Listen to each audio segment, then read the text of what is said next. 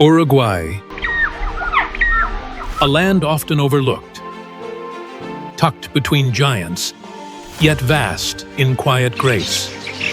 Here, the horizon never ends, and the wind carries the scent of salt, grass, and rain. Its landscapes speak softly, the hush of waves breaking on the Atlantic shore, the whisper of reeds along the lagoons of Rocha, the steady heartbeat of hooves across the endless pampas. This is a country of subtleties, where beauty hides in the calm rather than the chaos, where marshes shimmer with the reflections of passing herons, and where every fence post, every patch of wild grass might hold a song. Uruguay is not a land of extremes, it's a land of balance.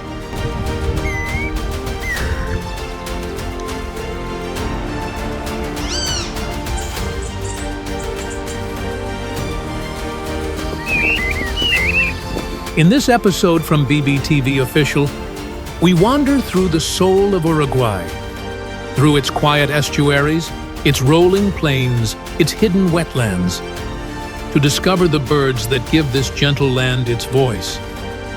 Each wing beat, each call, a reminder that wonder doesn't always shout, it often whispers.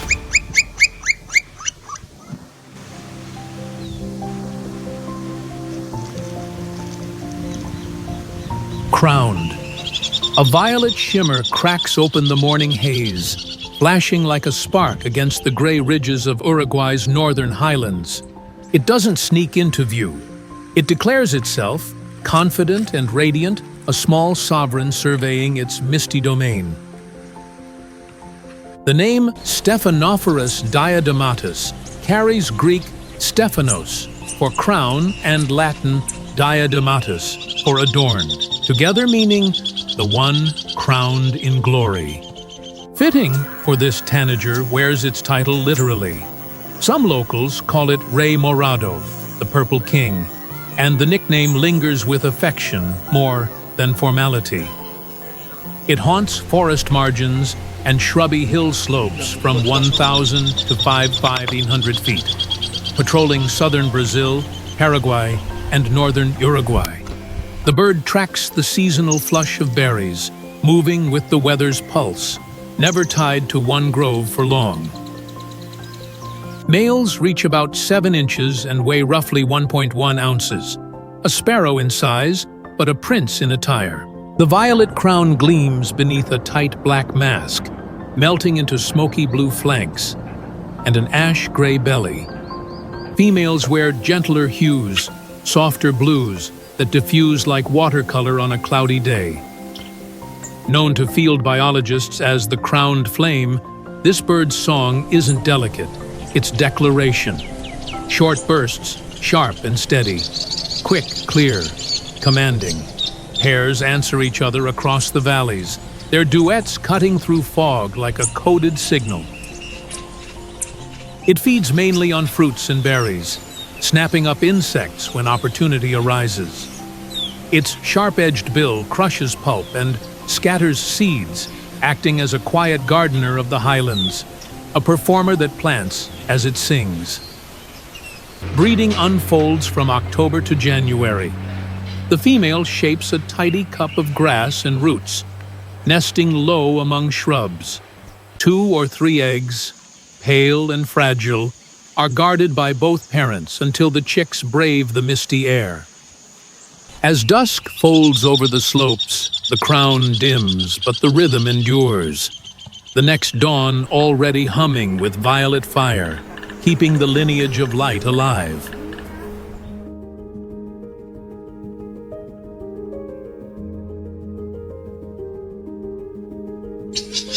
Red meets gold in a standoff that never ends. The yellow-billed cardinal struts across Uruguay's wetlands like it owns the reflection staring back at it. Bright, bossy, and suspiciously photogenic. It's the kind of bird that would check its own mirror twice. Its scientific name, Paroaria capitata, carries Latin roots, Capitata means headed, a nod to its crimson hood, while the genus Paroaria links it with other cardinals of South America. The English name points to that gleaming yellow bill, a flash of color that breaks every rule of coordination but somehow works.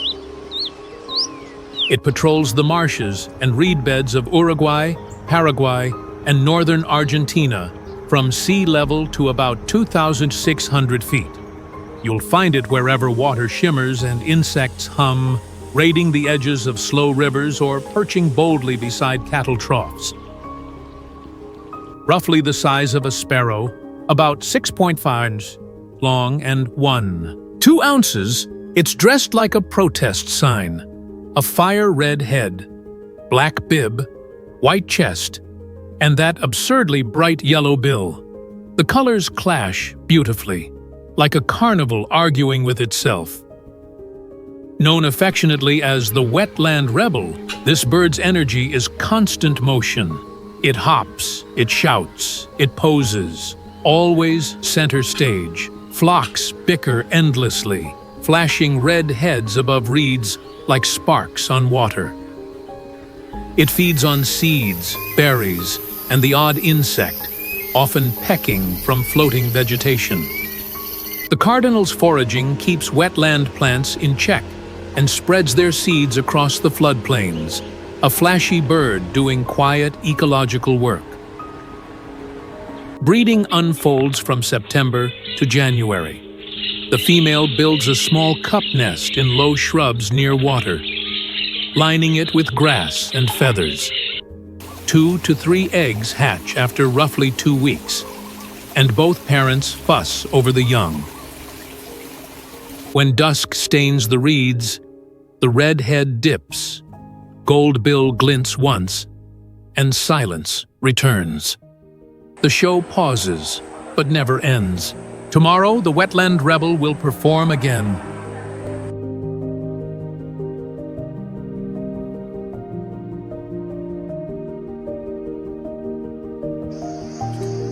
Turquoise snaps across the field of view. Black floods in behind it like ink meeting wet paper.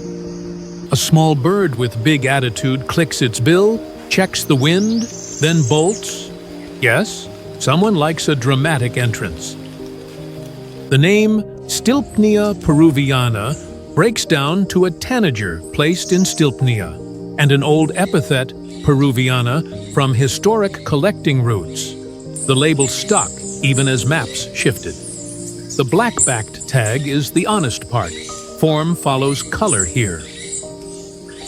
Distributed across the southern Atlantic forest corridor, it patrols shrub edges and coastal woods around Laguna de Rocha and Bañados del Este in Uruguay, most often from sea level to about 500 feet.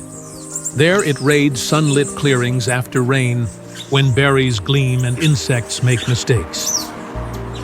Measuring about 6.1 in and weighing 0.6–0.8 kilos, it's compact, more toolkit than bird. The back is pitch black, wings flushed with saturated turquoise, underparts pale with a faint peach wash, and the face set with a crisp mask. Few birds can match the start-stop theatrics of the teal wing print. It flicks half-open wings to flare color, then freezes. Color, pause, strike, flash, hold, gone. The move feels like a strobe that edits the meadow in real time, a visual metronome that unsettles beetles and steals attention from rivals. Diet comprises small fruits, melastomes, lantana, pepper, and quick snatches of caterpillars or leaf beetles. It performs short Sally gleans from low perches, swallowing whole and wiping bills on stems, seed disperser by day, pest control by preference. Breeding occurs from October to January. Pairs tuck a neat cup 310 fruit up in thorny shrubs. 2 to 3 eggs are laid, incubated roughly 13 to 15 days by the female while the male stands guard. Both feed nestlings. Fledging follows in about 2 weeks. Turquoise flashes once more. Then the black back resets the scene. An unanswered cue that keeps the eye hunting for the next burst of color.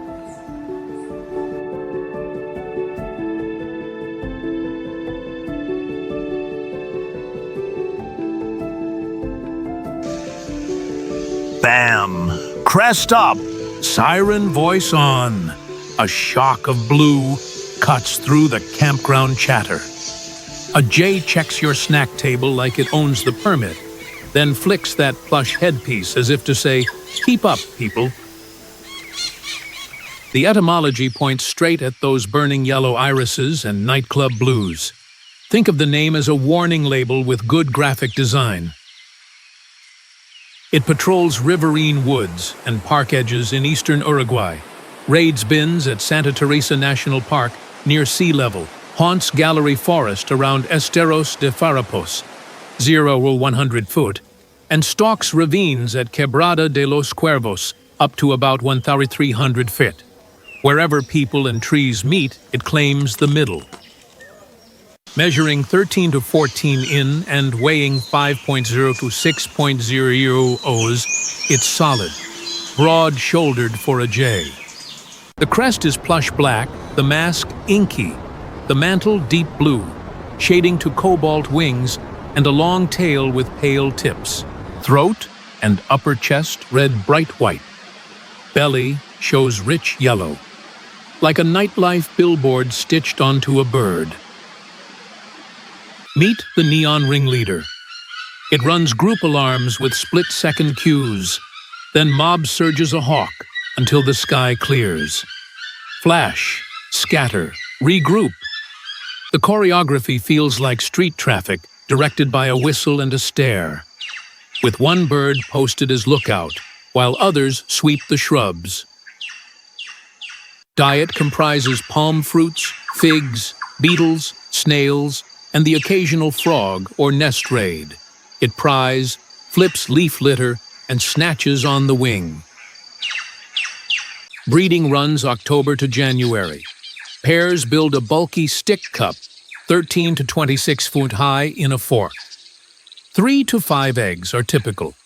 The female handles most incubation, about 16 to 18 days, while the male guards and delivers food. Helpers sometimes feed nestlings, which fledge near 3 weeks. Crest settles, eyes still lit.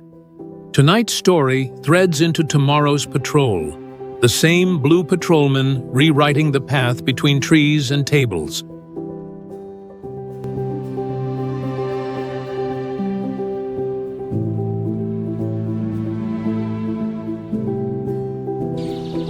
Static sizzle, then color clicks on. A small tanager steps out of the grass like it just invented sunrise, buff chest glowing under turquoise shoulders. It doesn't fly so much as shimmer forward, half show-off, half secret.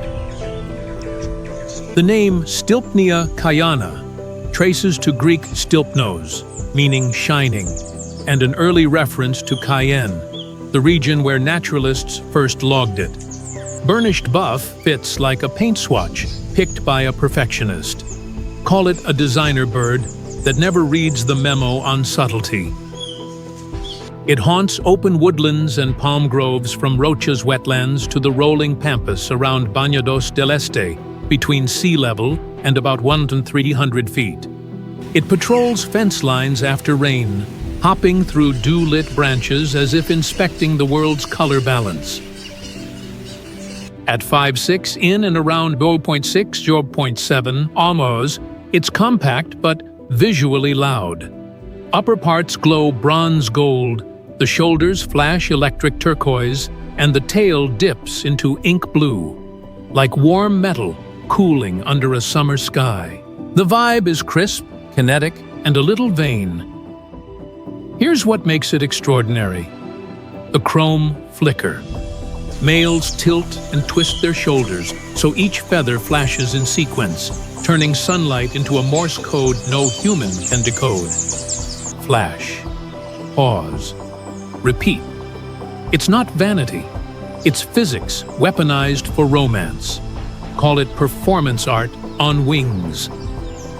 Diet comprises fruits, small berries, and a fair share of insects gleaned mid-air or plucked from leaves. It's a pollinator and seed courier rolled into one, proof that fashion and function can share a perch.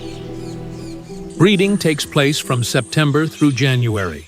The nest, a fine grass cup set low in shrubs, holds 2 to 3 eggs. The female handles most incubation. Both parents feed chicks that fledge in about 2 weeks. Light flares, then settles to bronze again. The same gleam, replayed tomorrow, across another fence line, under another sky. Buff burns, cools, returns.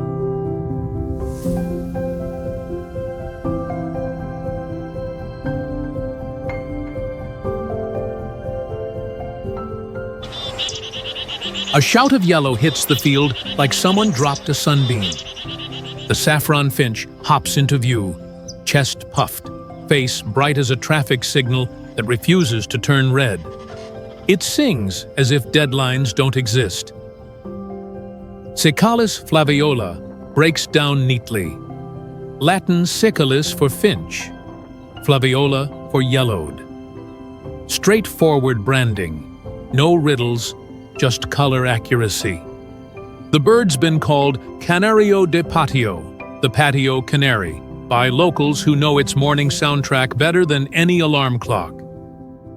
It claims the dry pampas and urban edges of Uruguay, from Montevideo's parks to the open grasslands near Rocha's coastal dunes, between sea level and about 2,000 feet. It patrols rooftops, power lines, and fence posts like a self-appointed mayor with feathers. At 5 in long and around 0.7 Oz, it's small but solid.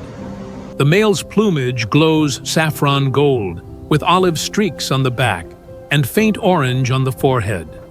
The female wears softer earth tones, like a warm coin lost and found by the wind. Its vibe, upbeat, curious, unapologetically visible.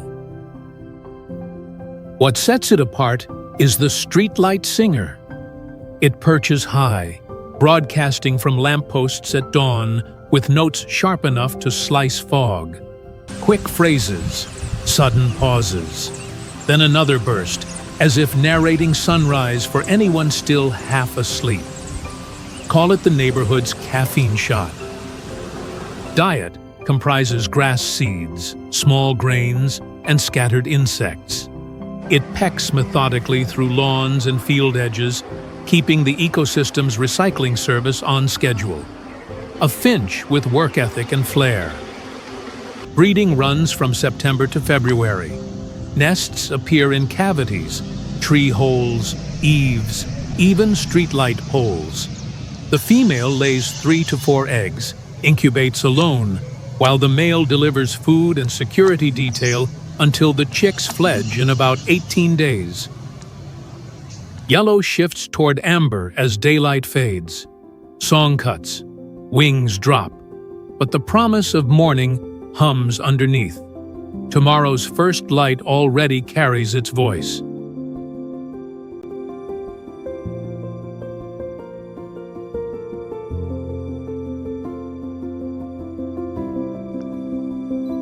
Blue slices the canopy, then a forked tail writes a signature in the air. The swallow-tailed cotinga shows up like a special guest, yellow bill bright, posture cocky, timing immaculate. It flies as if the morning had a choreographer and a budget. Phoebulura flavirostris decodes neatly.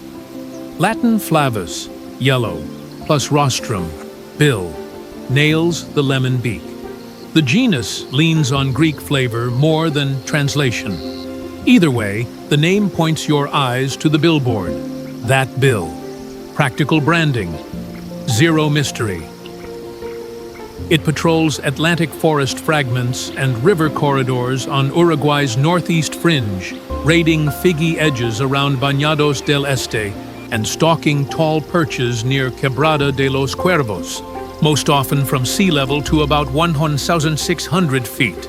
When fruit ripens after rain, it claims the sunlit gap and waits for lift. Measuring 7.9 to 8.7 in and weighing 1.6 to 1.9 oz, it's slim with reach. Upper parts show steel blue gloss with fine, pale flecking. The underparts read clean with light barring. The tail splits deep, blades tapering like a swallow's but longer and stricter, like a calligrapher's pen fitted to a bird. Vibe, elegant, slightly aloof, built for aerial punctuation. Meet the forked metronome. It launches from a high snag, tail ticking side to side, then stitches a tight loop over the clearing like thread through canvas. Pause. Pivot. Strike. Short sallies snap up beetles. Longer runs ferry it between fruiting crowns. Call it flight, you could set a watch by. Diet comprises ripe berries and small figs mixed with aerial insects. It plucks, hovers, and snap takes mid-air, then wipes the bill clean and moves on. Seed disperser, yes, and part-time insect cop. Breeding runs October to January. A small twig cup sits high in a fork, usually hidden by leaves. 2 eggs are standard. The female handles most incubation while the male guards and ferries food. Both deliver meals until the young test the glide. Blue cuts the canopy once more, then a quiet gap where forest law bites, and choices matter. Keep the fruiting edges, keep the loops.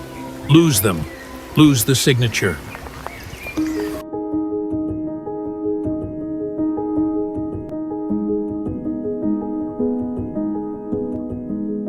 Blue snaps, yellow flares, black cuts a clean line through the reeds. The many-colored rush tyrant hits the air like a spark that refuses to fade, quick, bright, and slightly mischievous.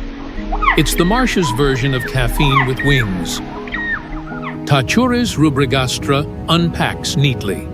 Greek takis means fast, Latin ruby for red, gastra for belly. So, the fast red-bellied one. Accurate, if understated. Whoever named it clearly hadn't seen the full paint box in motion.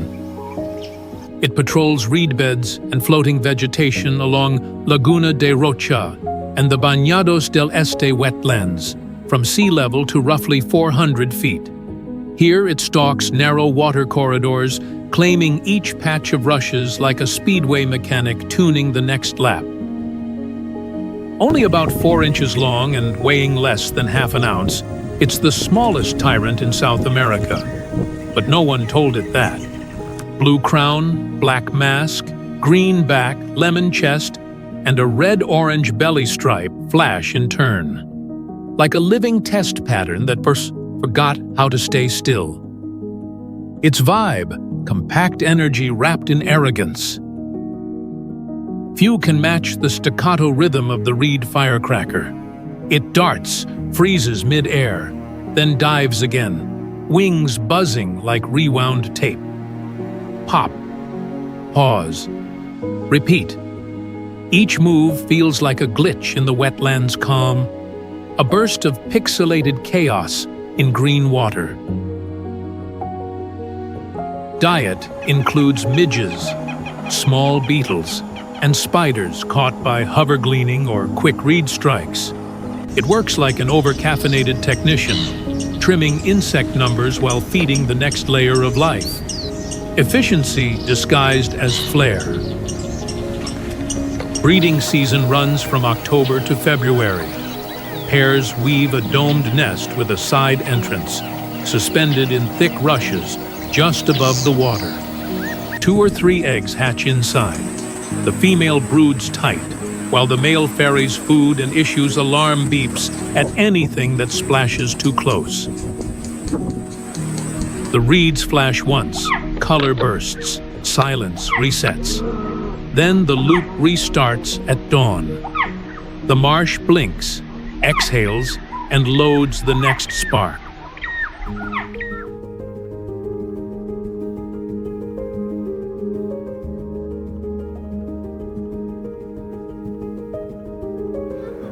A flash of citrus explodes through the canopy, then quiet. The orange-bellied euphonia hangs mid-branch, throat pulsing, voice like a glass bead rolling on metal. It's a small bird running a big charm offensive. Sweet-voiced yellow belly, accurate, if underselling the charisma. Think of it as the name you'd give a lounge singer who never misses a note. It haunts the humid forests and shaded groves along Uruguay's northern border, drifting between palm clusters in Quebrada de los Cuervos and the low woodlands near Bañados del Este, usually below 1,500 feet. It patrols fruiting canopies, claiming berry-laden branches with soft, proprietary chirps. Only about 4 inches long and weighing barely half an ounce, it's a perfect study in contrast. The head gleams midnight blue, the back smolders violet, and the belly blazes orange-yellow like a backlit ember, like a tiny sunset trapped in feathers. Its vibe, smooth, confident, slightly vain. Few birds deliver such stage presence as the citrus tenor. It perches center branch, swaying to its own rhythm, then drops a liquid trill so pure it sounds rehearsed. Pause, breath, encore. The forest listens, smiles, and lets it play through. Call it a one-bird soundtrack to a mellow morning. Diet consists mainly of soft fruits, figs, mistletoe berries, and tiny palm drupes, mixed with the occasional insect snack. It swallows whole, wipes its bill, and moves on, scattering seeds that restart the forest's playlist. Breeding runs from October to January. The female weaves a compact, mossy dome under palm fronds or vines, laying 3 eggs. She handles incubation, while the male stands guard and supplies meals, both parents humming with low duets as the chicks grow. The final song fades into the green hush. Then the light catches that orange glow again, restarting the performance. Music pauses, never ends. Color cues the next verse.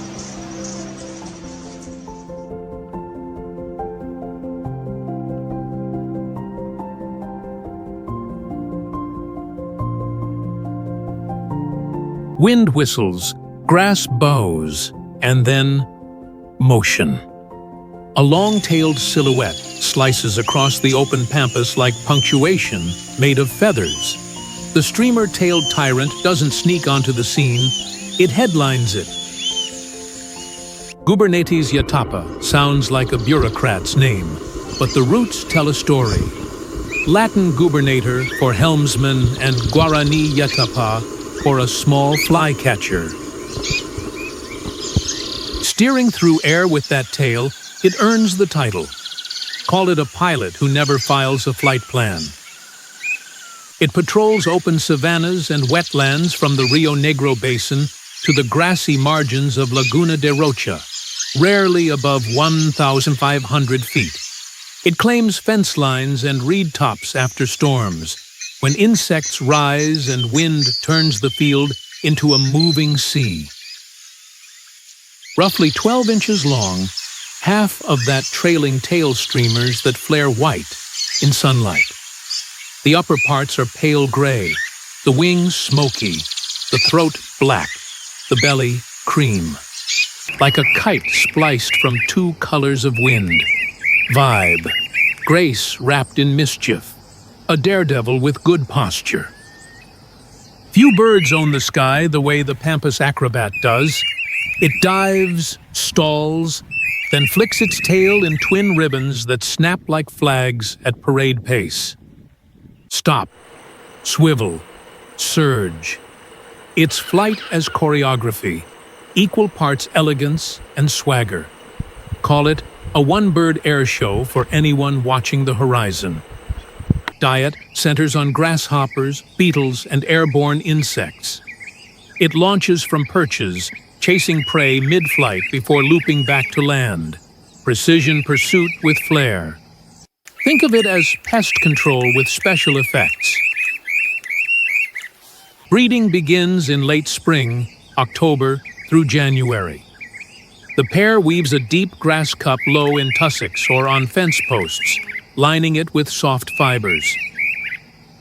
2 eggs, sometimes 3, are guarded zealously. Both parents feed the chicks in tag-team rhythm until fledging. Wind shifts, ribbons reset, horizon clears. The pattern restarts as if rehearsed.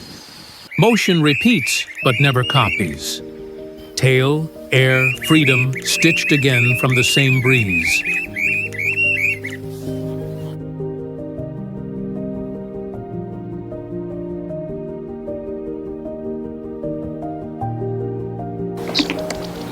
A thump of blue lands on the fence post like dropped ink. The blue grosbeak scans the field with calm authority, tail flicking once. Business hours are open. Nothing flashy, just presence that fills the silence. Passerina caerulea translates cleanly. Latin passer for sparrow, caeruleus for blue. Straightforward, old-school naming. The kind you give a bird that doesn't need adjectives. Call it the plainclothes officer of the grasslands. It haunts open scrub and fallow fields from the Rio Negro Valley to the farmlands near Rocha, most often below 800 feet. It patrols fence lines, raids weed patches, and claims wire perches where insects spark against the air like static. About 7 inches long and just over an ounce, it's compact, but all muscle. Males wear deep cobalt plumage that shifts to copper on the wing bars. Females dress in cinnamon brown with shadowy undertones. Like a small safe that hides a lightning storm. The vibe, steady, deliberate, no rush. Few performers match the slow confidence of the indigo enforcer. He perches, puffs, then lets out a low, metallic trill that sounds half warning, half sermon. Pause, scan, repeat. Rivals reconsider their options. Call it authority delivered through melody. Diet consists of grass seeds, beetles, and small caterpillars. It forages from ground to mid-brush, snapping and crushing with a bill built like a press. Efficient, silent, grain or grub, both end up filed under-handled. Breeding season starts in October.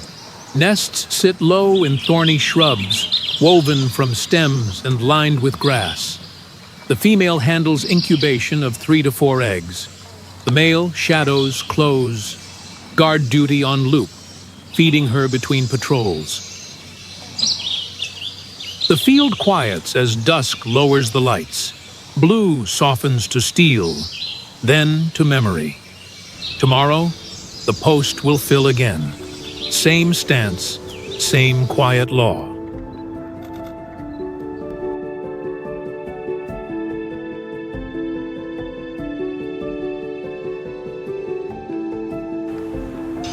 A low coo trembles through the midday heat.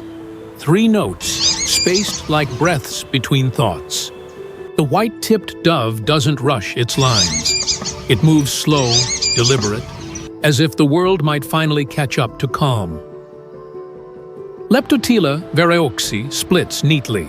Leptos for slender, ptilon for feather, while vereoxi honors the French naturalist Verreau. Translation: Verreau's slender-feathered dove. It sounds dignified, like a title whispered at dusk. It haunts Uruguay's wooded edges and rural clearings, from Rocha's coastal scrub to Rivera's rolling interior hills. Prefers shade to spectacle, ground to branch, peace to panic. Elevation rarely exceeds 1,500 feet. It's a low thinker in a high-noise world.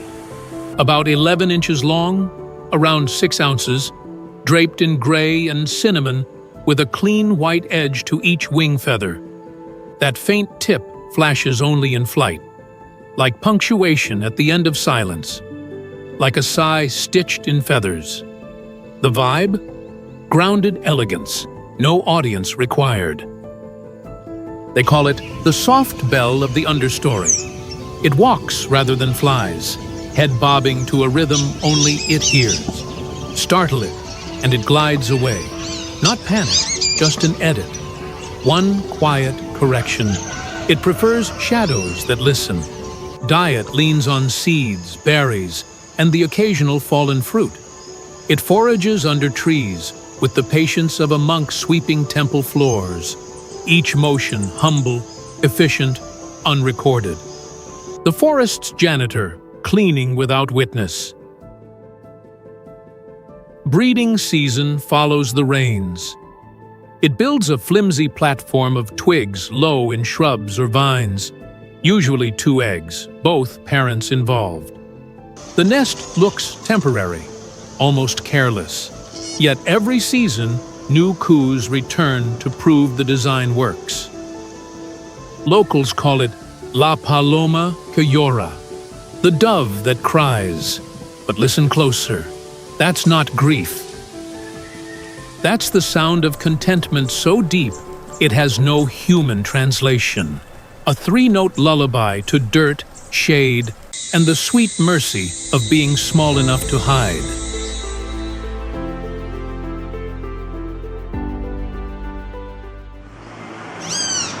A shout slices the morning, kiskadee, as if the bird named itself just to make introductions easier. The great kiskadee isn't subtle. It's the loud neighbor of the pampas, wearing neon yellow and confidence like cologne. Pitangus sulphuratus breaks down to its Guarani and Latin roots. Pitanga, a sharp call. Sulphuratus, sulphur-colored, a voice and a color. 2 things this bird never lacks. Think of it as the extrovert of South American dawns, permanently unmuted. It claims open woodlands, riverbanks, and park edges across Uruguay, from the Rio de la Plata to the palm groves of Rocha, rarely above 2,000 feet.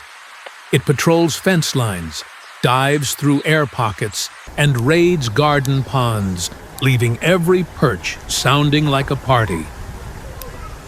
About 9 inches long and weighing around 2 ounces, the body flashes canary yellow underneath, with a chestnut back, white throat, and black mask split by a white crown stripe. Like a field referee dressed by the tropics. Vibe, loud, bold, and always on duty. None play the role better than the streetlight sentinel. It perches high, surveying chaos, then dives in to catch prey mid-flight or grab frogs from shallow water. Stop, shout, swoop, victory, chirp. It's half predator, half performer, all attitude. Call it confidence in feathers and daylight. Its menu reads like a buffet. Insects, berries, lizards, fish, even small rodents. It hunts by watch and dart precision, often dropping from perches with surgical timing. A generalist's diet, nature's multitasking at its most flamboyant. Breeding begins in September. The pair builds a bulky, domed nest from twigs, lining it with softer fibers, usually near water or atop poles. The female lays 3 to 5 eggs, and both parents defend their brood with furious dives, ignoring any creature that values peace. Evening comes, calls quiet, and the fence line empties, but the air still hums with leftover bravado. Tomorrow, the cry will return. Same pitch, same power, same fearless start.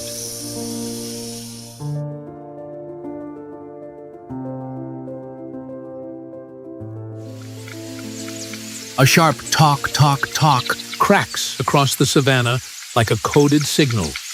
The white woodpecker doesn't whisper, it broadcasts. Black wings slice the air, yellow crest flaring. This bird works the plains like it owns the frequency. Melanerpus candidus translates from Greek and Latin. Melas for black, herpes for creeper, candidus for shining white. A black creeper that gleams, not bad, though it feels more like a construction worker with a fashion clause. It haunts open fields and scattered trees from the Rio Negro Plains to the palm groves of Santa Teresa National Park, under 2,000 feet. It claims termite mounds, fence posts, and hollow trunks, patrolling them like real estate holdings under renovation. Roughly 12 inches long and just under 4 ounces, it's dressed for contrast. Snow-white body, black wings and tail, lemon-yellow patch circling a fierce eye. Like a chess piece that escaped the board and started drilling holes in strategy. Its vibe, decisive, loud, unapologetic. Field regulars call it the Savannah Technician. It swoops in, lands, and starts tapping. Each strike a calibration. Each pause a calculation. Silence. Tap, tap, tap. Then lift, glide, and repeat. Call it a field engineer wearing feathers instead of a hard hat. Diet consists mostly of ants, termites, and beetle larvae. It chisels through bark or crumbles mounds, scooping prey with surgical precision. Pest control by percussion, no charge for the soundtrack. Breeding kicks off in September. Pairs excavate cavities in soft wood or dead trunks, lining them with wood chips. The female lays 3 or 4 eggs. Both parents share drilling shifts and chick duty, feeding non-stop until the young can cling to bark and hammer back. The tapping fades. Wind fills the gap. Then another post. Another code. Work resumes under the same bright sky. White, black, and yellow, rewritten in sound.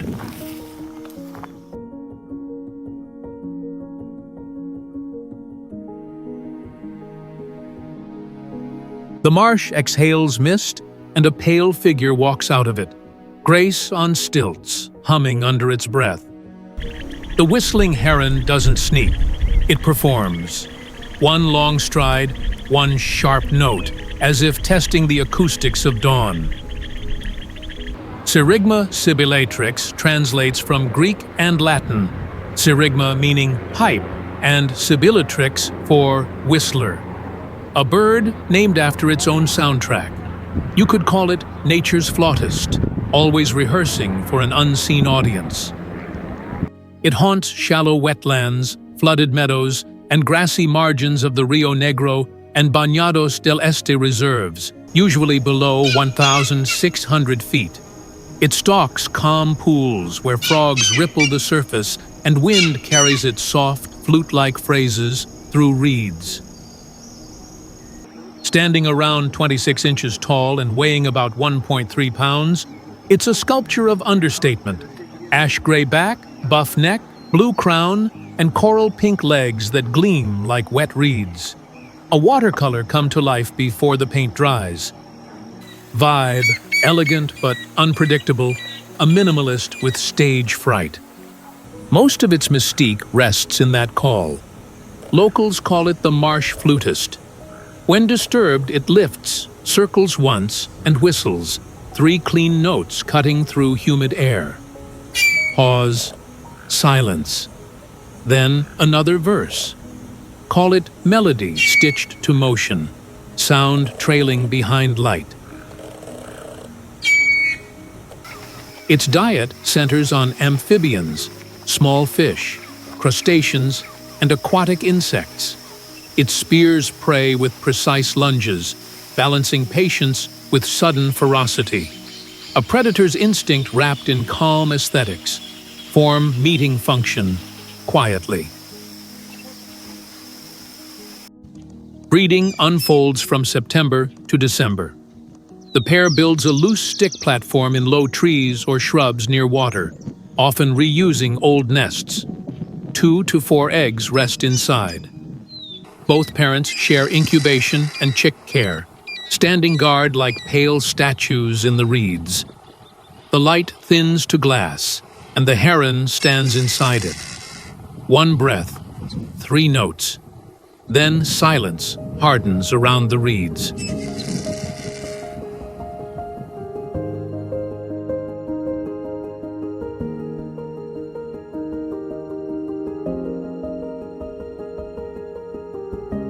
The grasslands rumble with a dry, metallic rattle.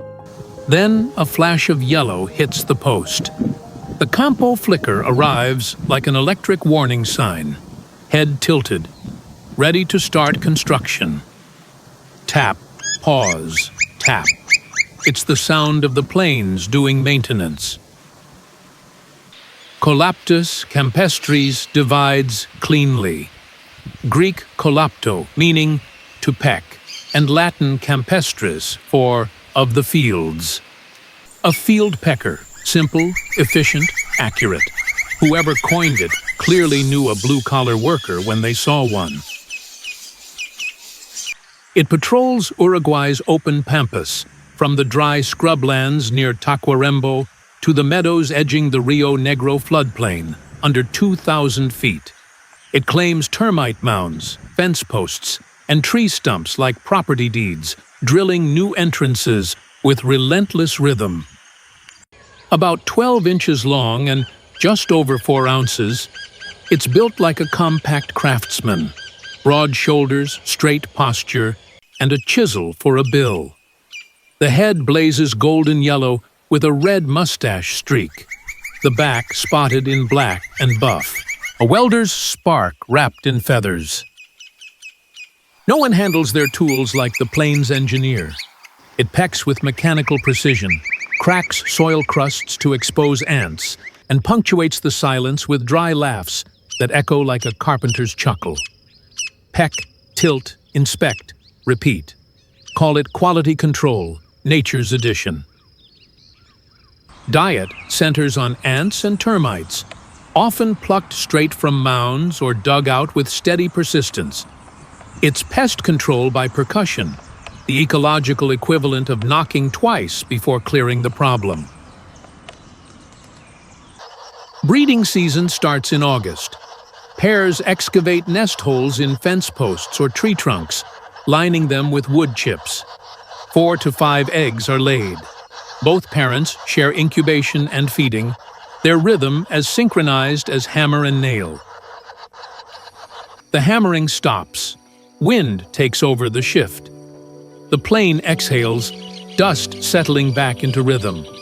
By sunrise, tapping will rise again. Same post, same pulse, same steady work.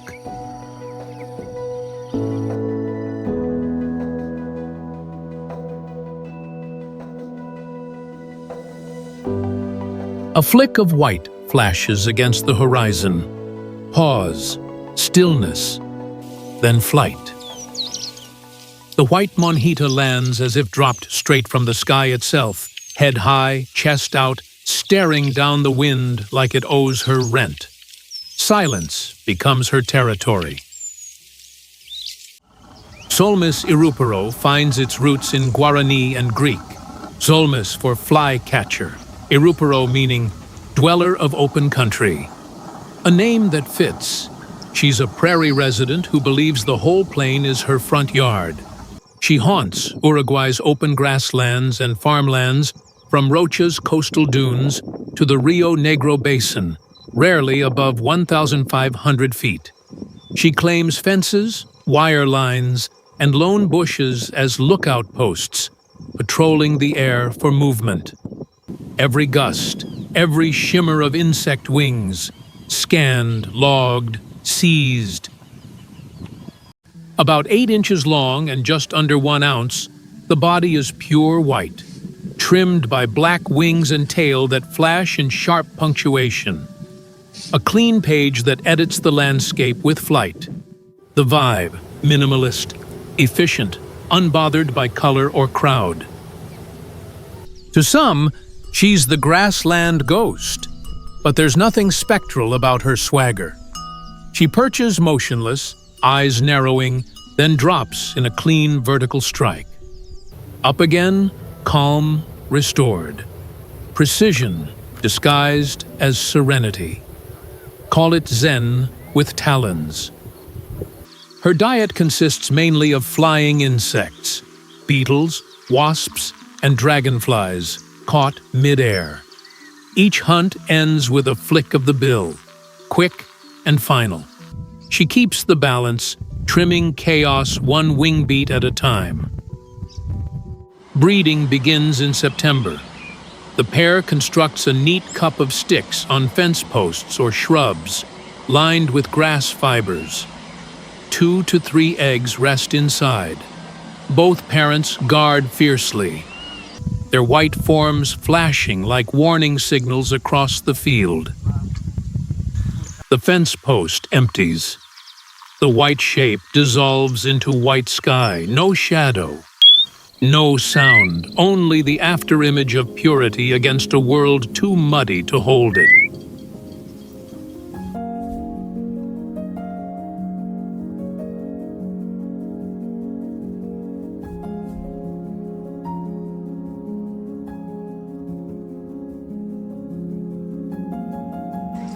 A blur hums past your ear, stops, reverses, and flashes green fire.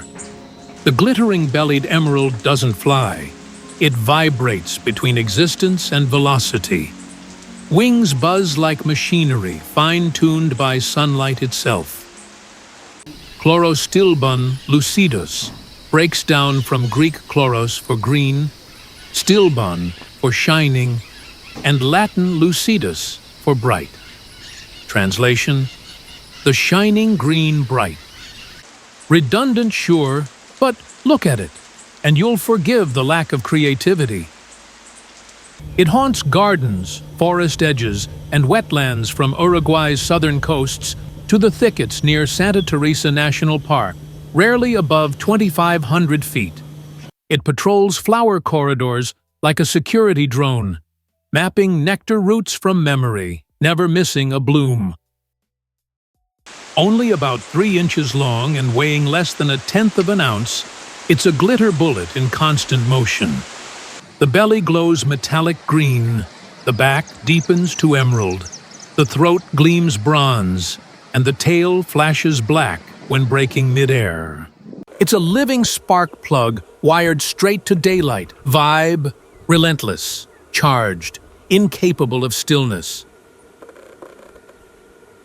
They call it the green dynamo, and the name fits. It hovers motionless, then zips backward like rewinding time. Stop, dart, tilt, flash. Every move is a decision faster than thought. Call it energy made visible. Its diet runs on flower nectar, hibiscus, trumpet vine, aloe, plus the occasional gnat caught mid-air. It feeds in microbursts, pollinating dozens of plants an hour. Call it the grasslands' unpaid courier. Delivery on a millisecond schedule, never late. Breeding peaks in spring. Females alone build tiny cup nests bound with spider silk, anchoring them to thin branches. 2 pea-sized eggs rest inside. The chicks hatch featherless, but within weeks, they hum like mini engines ready for ignition. Another flower drained, another hover complete. The emerald refuels mid-flight, because stopping means falling, and falling means failing. This is not rest. This is controlled collapse, repeated 1,000 times daily.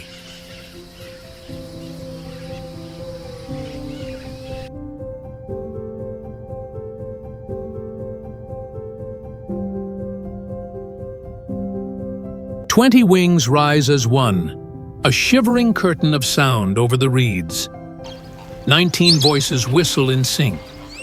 The air itself joins the rhythm. The flock doesn't count members, it counts heartbeats. And every heartbeat says the same word, together. The name Dendrosigna viduata cracks open neatly. Dendron for tree, cygna for swan, viduata for widowed. A tree swan widow sounds like a character from folklore, but it's just Latin poetry trying to explain grace. Call it the loneliest name for the most communal bird on the marsh. It haunts Uruguay's wetlands and rice fields, especially near Laguna de Rocha and the Rio Negro basin. These ducks claim mirror-flat water at low elevations, where reeds sway like metronomes, keeping time for their endless calls. Around 17 inches long and about 27 ounces, it wears contrast like armor.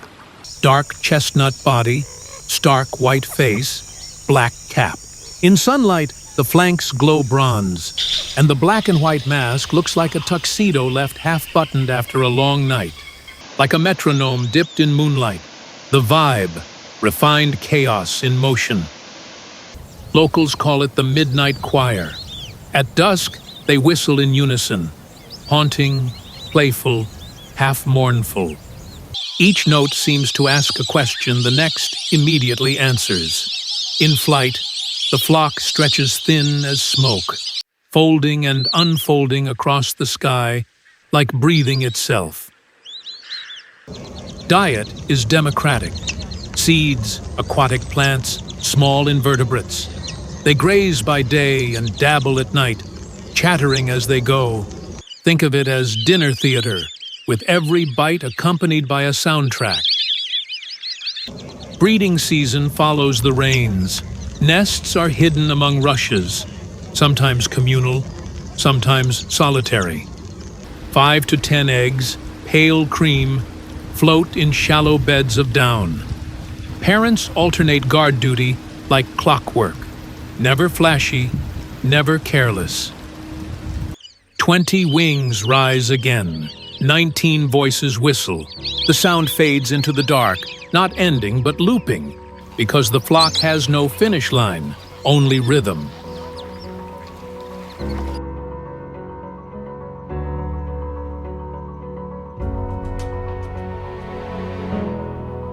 A heavy coo breaks the quiet like a heartbeat in slow motion.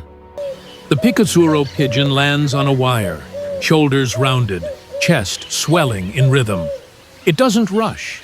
It has all morning to prove that ordinary can still echo.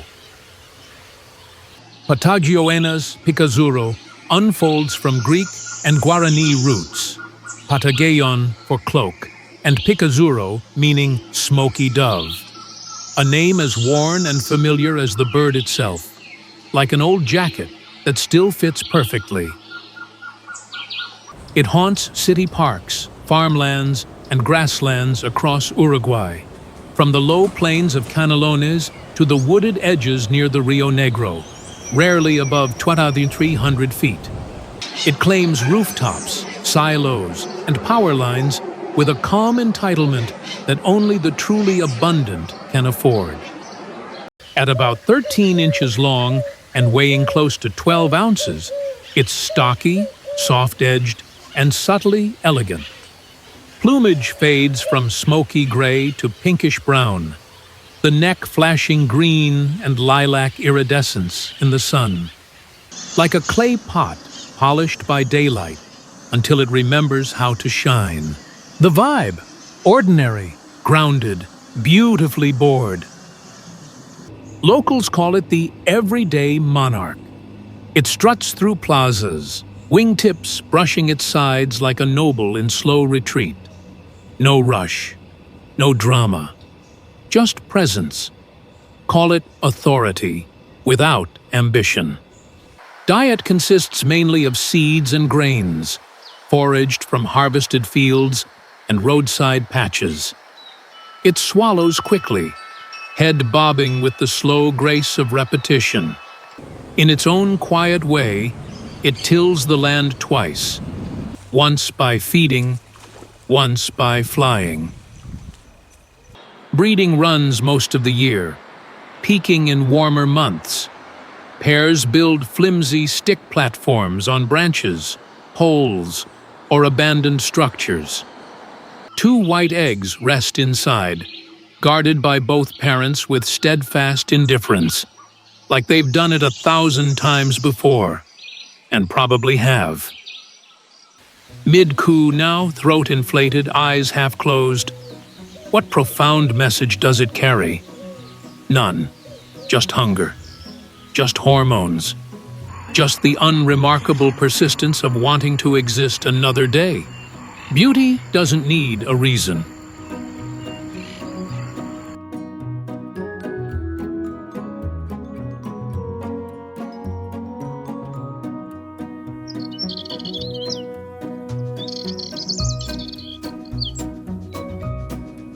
It watches you photograph it, head tilted, chest puffed, eyes like punctuation marks in the tall grass.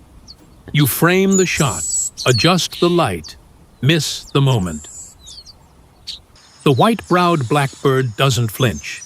It's busy observing the observer, as if to ask, who's really doing the documenting here? Leistus superciliaris unfolds from Latin roots. Leistus for robber, and supercilium for eyebrow. The eyebrowed thief, which sounds like a cartoon bandit, fits perfectly.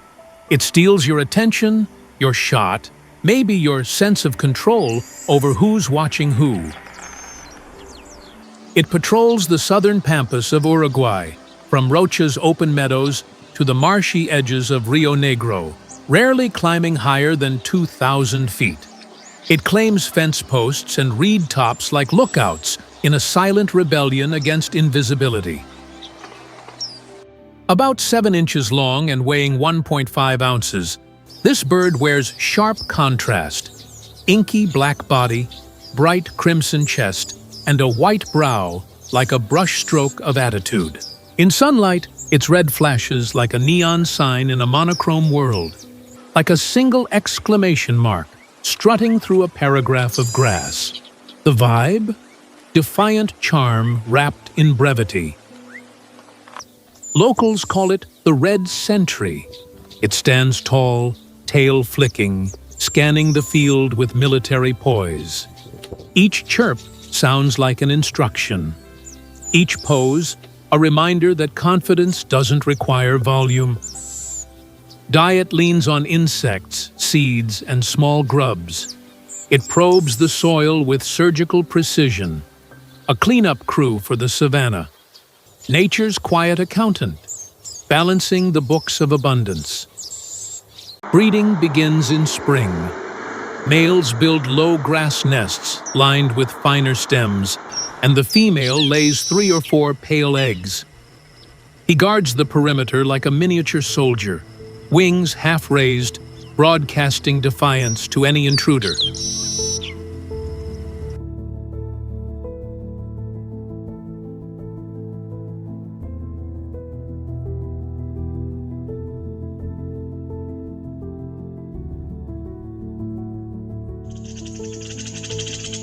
The dive pauses mid-arc, gravity suspended, death delayed, fish unaware it's already memory. The world holds its breath. Then motion snaps back, and the splash writes a sentence older than language itself. Megaceril torquata translates from Greek. Mega for great, ceril for kingfisher, and torquata for collared. The great collared fisher, a name that sounds like a medieval knight who swapped armor for feathers.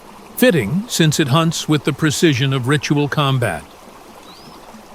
It haunts Uruguay's river systems, from the Rio Negro to Laguna Marin, claiming muddy banks and hanging perches below 2,600 feet. Wherever water runs deep and still enough to mirror the sky, it appears, a crimson-belted arrow waiting for the signal.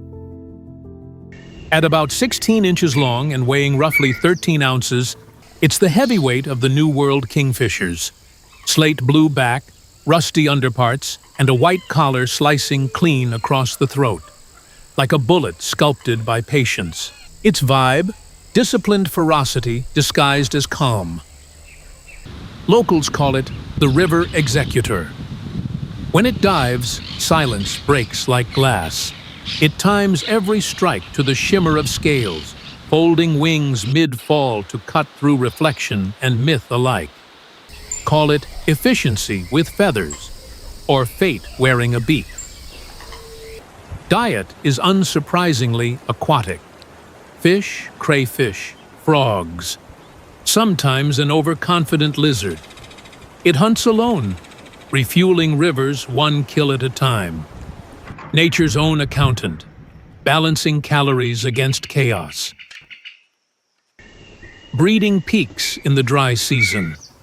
Pairs dig long tunnels into riverbanks, laying 4 or 5 glossy white eggs deep in the dark. Both parents stand guard like sentinels of their private empire, feeding chicks until they burst from the burrow, already armed with instinct. The dive freezes again. Perfect form, perfect aim. For a heartbeat, time bends around a creature that never negotiates. One day, this kingfisher will miss. One day, the river will win. Not today.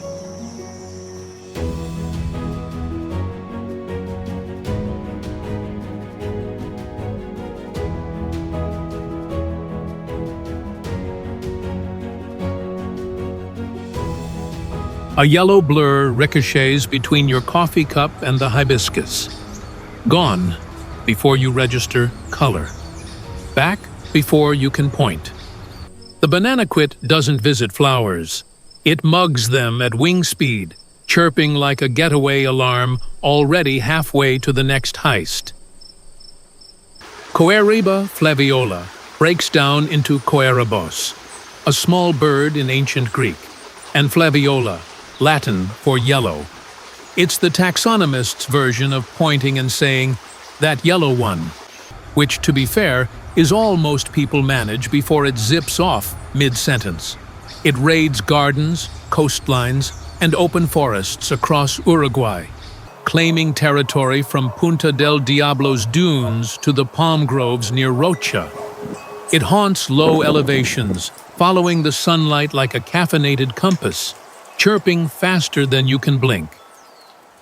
At just 4 inches long and weighing under half an ounce, it's built like a kinetic punctuation mark. Black hood, bright yellow belly, a crisp white eyebrow cutting through the chaos, like a lemon spark bouncing through air currents. Vibe, permanent sugar rush wrapped in feathers. Locals call it the nectar hustler. It moves with the twitchy urgency of someone perpetually late for something important. One moment it's probing a hibiscus. The next, it's bullying a butterfly out of the way. Call it restless, call it rude, but never call it still. Diet? Liquid gold. It pierces flowers with its curved bill, stealing nectar like a thief with impeccable timing. Sometimes it supplements with fruit or insects, because even chaos gets hungry for protein. The eco-role, accidental pollinator, intentional troublemaker. Breeding feels almost improvised. During warm months, pairs weave round, hanging nests of grass and spider silk. 2 or 3 eggs, guarded fiercely in bursts between foraging raids. 15 flowers, 3 minutes, 45 wing beats. It's not surviving, it's combusting beautifully, refusing to idle even for applause.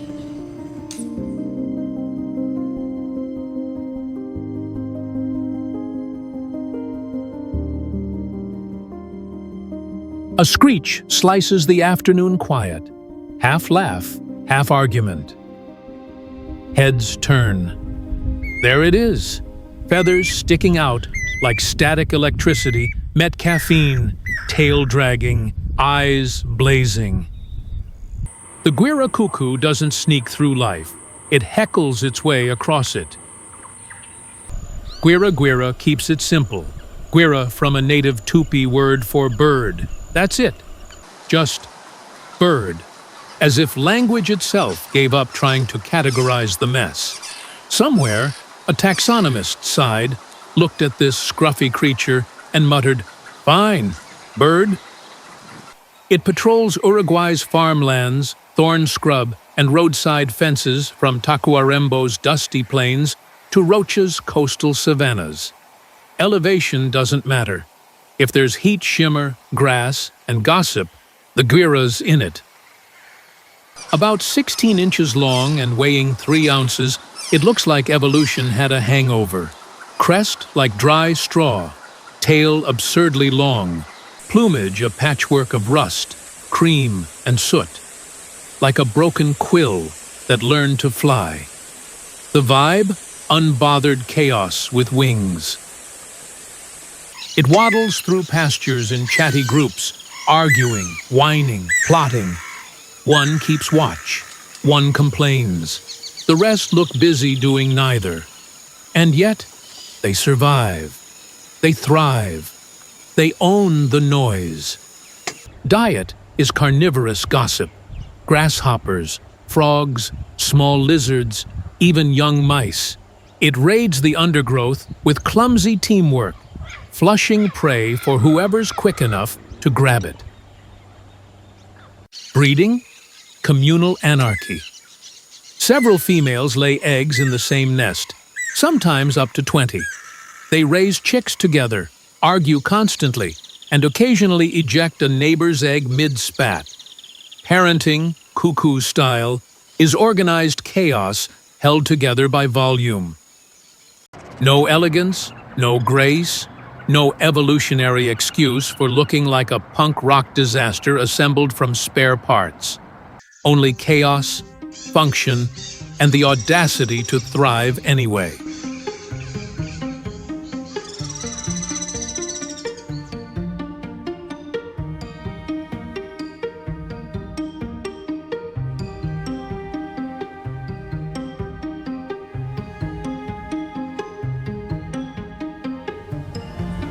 A dark blur flicks across the water's skin. Pause, dip, vanish. Then again, the black phoebe is repetition incarnate. Same perch, same motion, same perfect flick. The river doesn't mind. It needs its rhythm kept. Sayornis nigricans unpacks neatly. Sayornis from Say, the 19th century naturalist, and ornis, Greek for bird. Nigricans means blackening. Translation? Say's black bird. Not poetic, but accurate. No frills, no marketing, just pure monochrome commitment. It haunts Uruguay's rocky streams and low bridges from Minas to Aigua, never straying far from moving water. Elevation low, patience high. It claims territories like a minimalist with wings, small, tidy, defensible. 6.5 inches, roughly 3/4 of an ounce. Charcoal back, snow-white belly, tail flicking like a metronome running on caffeine. Like a heartbeat given form and wings. The vibe? Meditative restlessness, stillness that hums. It perches near current, waiting for insects to drift into fate's geometry. Then, a clean launch, a mid-air catch, a soft return. It repeats until daylight forgets it's supposed to move. Call it devotion with wings. Diet is aerial arithmetic. Flies, mosquitoes, mayflies, all calculated and captured mid-flight. Every meal earned through patience and split-second math. Ecosystem role, pest control disguised as performance art. Nesting season begins as rivers shrink. They plaster mud and moss under ledges, bridges, and even boat hulls. 3 to 5 eggs per clutch, guarded with quiet efficiency. Both parents rotate watch like monks, exchanging silent bows. It returns to the same perch. The same stone, the same patient crouch it held an hour ago, a day ago, a season ago. We call this habit. Zen masters call this presence. The Phoebe calls it Tuesday.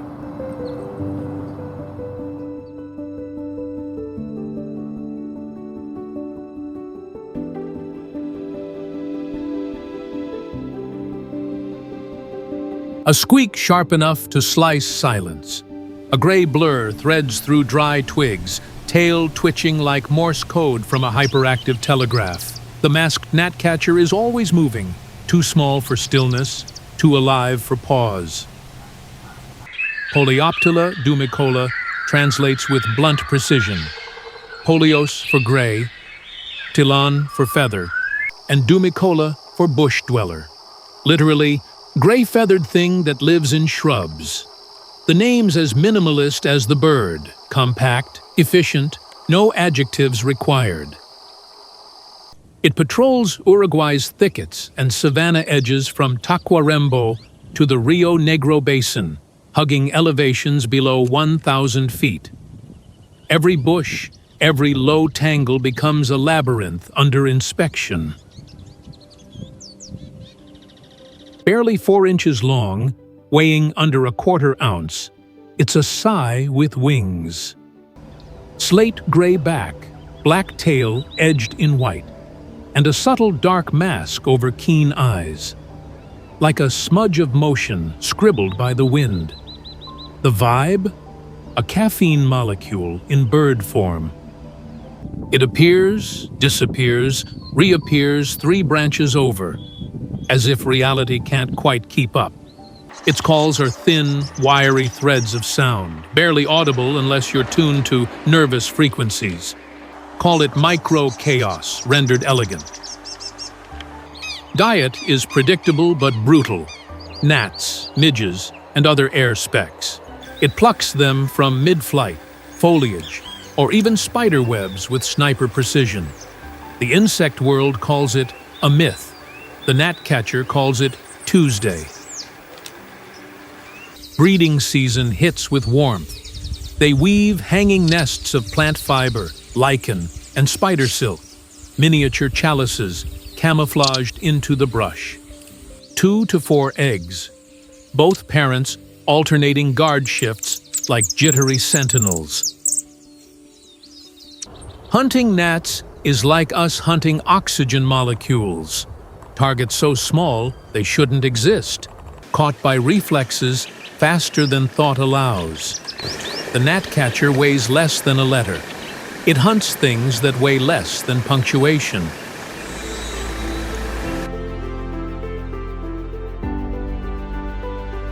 Across Uruguay's wind-swept grasslands, quiet wetlands, and silver coasts, every bird we've met carries a story shaped by patience, wind, and open space.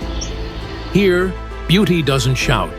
It lingers in the stillness of a heron's glide, in the soft whistle of a duck across the marsh, in the quiet confidence of a cardinal glowing red against the pale horizon.